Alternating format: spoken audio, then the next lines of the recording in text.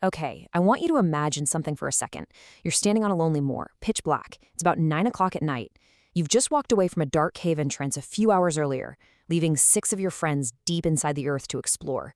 A sudden thunderstorm has just rolled through, and when you return to check on them, what you see makes your blood run absolutely cold. The small stream that usually trickles into the cave, it's become a raging, violent torrent. The entire entrance is completely submerged. Your friends are trapped somewhere miles underground, with absolutely no way to know that the sky above them has fallen. Welcome to This Explainer. I am incredibly thrilled to guide you through today's deep dive. We are going to explore one of the most terrifying, unpredictable phenomena on our entire planet: how sudden surface weather creates absolute, unavoidable terror deep underground. And here's the thing: whether you are a casual tourist, an elite military operator, or a world-class explorer, the threat of an underground flood is the ultimate equalizer. So let's jump right in and look at 4 extraordinary cases that show us exactly what happens when the water starts rising. Section 1. Hidden River. Tourist Terror. A supervised college trip becomes a fight for survival. We usually picture caving disasters happening to extreme athletes in super remote corners of the globe, right? Well, this first incident proves you definitely don't have to be on the bleeding edge of exploration to face this nightmare. The plan here was incredibly simple. It was a completely normal, heavily supervised geology field trip for Clemson University students. They were exploring Hidden River Cave, which is a well-known show cave right in the small town of Horse Cave, Kentucky. They even had an underground museum there. They went in at 10 a.m. with 4 tour guides for a standard 5-hour educational trip. But the underground reality turned terrifying fast. While they were below, an unforecast, violent flash flood hit the surface. Torrential rain just hammered the Kentucky hills and poured directly into the cave's single entrance. The students had 0 radios and absolutely no idea what was happening above them. And as the situation rapidly escalated, a really critical number emerged: 19. That is how many people ultimately became trapped inside. Because it wasn't just the students and their 4 guides. Up on the surface, David Foster, the executive director of the American Cave Museum, saw the flood coming. He bravely grabbed a small team and actually ran inside to find the students. Then, 2 local police officers went in to help too. And all of them became trapped. 19 people, literally sealed inside a mountain by rising water. So how do you survive that? Well, the group was forced into a series of agonizing steps. First, the guides led them up to the attic, which is a section with a higher ceiling just to escape the rising water. Step 2, they waited in the pitch black while 150 emergency workers gathered totally helplessly on the surface, unable to get in. Finally, for step 3, as the water just kept rising, they made a desperate choice. They couldn't wait anymore. They formed a human line and walked right out into the rushing floodwaters. Step 4, they waded through pitch-black tunnels, the water up to their necks, physically pulling themselves along a rope through swift currents. Miraculously, at 4:30 p.m., 6.5 hours later, all 19 people walked out alive without a single injury. It really proves that even a guided tourist cave can become a death trap in minutes.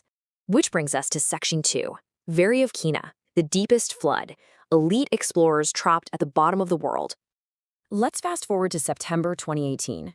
An expedition traveled to the remote Caucasus region in Abkhazia to tackle a staggering depth, 2,212 meters. To put that into perspective, that is the depth of Veryovkina, the deepest known cave on Earth. An elite expedition led by Russian caver Pavel Demidov, alongside National Geographic photographer Robbie Schoen, spent 4 brutal days descending thousands of feet of ropes and squeezing through these tiny mud-choked cracks just to reach the absolute bottom of the world. Looking at this timeline, it just shows how fast a massive triumph can turn into absolute terror. For 7 days, they were successfully exploring and photographing this stunning turquoise terminal lake at the very bottom. Total success, right? But then, on the morning of September 16th, a radio call cracked through from cavers higher up. A flood pulse was rushing down. They had exactly 30 minutes to react. Just try to wrap your head around the sheer sensory overload of this moment. They literally heard it before they saw it. A deafening roar that sounded like a freight train crashing through the mountain. The ground physically shook beneath their feet as a massive wall of white and brown water exploded from the shaft above them, cascading directly past their camp into the pitch-black abyss. Survival at this point required instant, massive sacrifice. Robbie Schoen abandoned tens of thousands of dollars of Nat Geo equipment right there on the cave floor. He grabbed only 2 memory cards, the only photos ever taken of the deepest point on Earth. They sealed their latex suits and literally scaled a 20-meter cliff face with waterfalls hammering down on them. When they reached a camp at 1,900 meters deep, a flooded waterfall blocked them from going higher, and the water below was rising. They were trapped there for 16 grueling hours. Robbie actually paced on a narrow ledge, absolutely believing the rest of the Russian expedition below had perished. But incredibly, after a 20-hour flood pulse, every single member emerged bruised, exhausted, but alive. The only way out was up. Moving on to Section 3. Alpazat, a military rescue. Elite soldiers face an unyielding subterranean flood. Now, this one from March 2004 is fascinating because it's a clash between elite military training and completely unpredictable nature down in Mexico's Sierra Norte mountains. Below ground, it was a masterclass in tactical readiness. 6 British military operators and their guide faced an unforecast deluge that flooded 100 meters of tunnel, completely trapping them. But because they were so highly trained, they calmly retreated to a pre-prepared emergency camp. They had 2-way radios, sleeping bags, 2 weeks of supplies. Their morale was high, they were safe. But up on the surface, it was a massive diplomatic nightmare. The British had not notified Mexican authorities about this expedition, and the Mexican government was absolutely furious. It sparked these wild local rumors that the British soldiers were secretly surveying the cave for uranium deposits, a claim the British government, of course, strongly denied. But setting the politics entirely aside, getting them out was a huge logistical hurdle. The British Ministry of Defense took charge, and they flew in 2 of the best cave divers in the entire world, Rick Stanton and Jason Mallinson. And if those names sound familiar to you, it's because these exact same expert divers would go on to help save the Thai boys trapped in the Pham Luang Cave years later in 2018. Stanton and Mallinson dove right through that 100-meter flooded underwater labyrinth, bringing diving equipment to the trapped soldiers. After 8 full days underground, they guided each soldier out individually through the murky, submerged passages to safety. Now we have to talk about Section 4, Mossdale, the ultimate tragedy, when a summer morning becomes a death trap. This is a heavy one. The Mossdale Caverns incident of June 1967 remains the deadliest cave disaster in British history. Highly experienced explorers walked unknowingly into an absolute trap. 10 cavers from the Happy Wanderers and the Bradford Pothole Club entered a punishing 7-mile system beneath the Yorkshire Dales. To navigate Mossdale, you have to perform these grueling belly crawls through freezing water. Now, it was a beautiful, completely dry Saturday morning when they went in. 4 cavers decided to turn back early, including Morag Forbes, who we heard about at the very beginning of this explainer. But the remaining 6 pushed deep into the far reaches of the system. And while they were deep inside the earth, a violent thunderstorm hammered the saturated moors right above them. When Morag finally raised the alarm that night, the response was just unprecedented. Over 300 rescuers, alongside fire engines, tractors, and mechanical diggers, literally transformed the dark moor into what looked like a battlefield. It was the largest cave rescue ever launched in Britain. They desperately dug trenches and built dams to divert the raging torrent away from the cave entrance just so they could get inside. But, tragically, it just wasn't enough.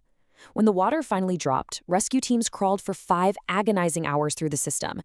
They found 5 bodies in a section called the Far Marathon Crawls, and the 6th, John Ogden, the very next day.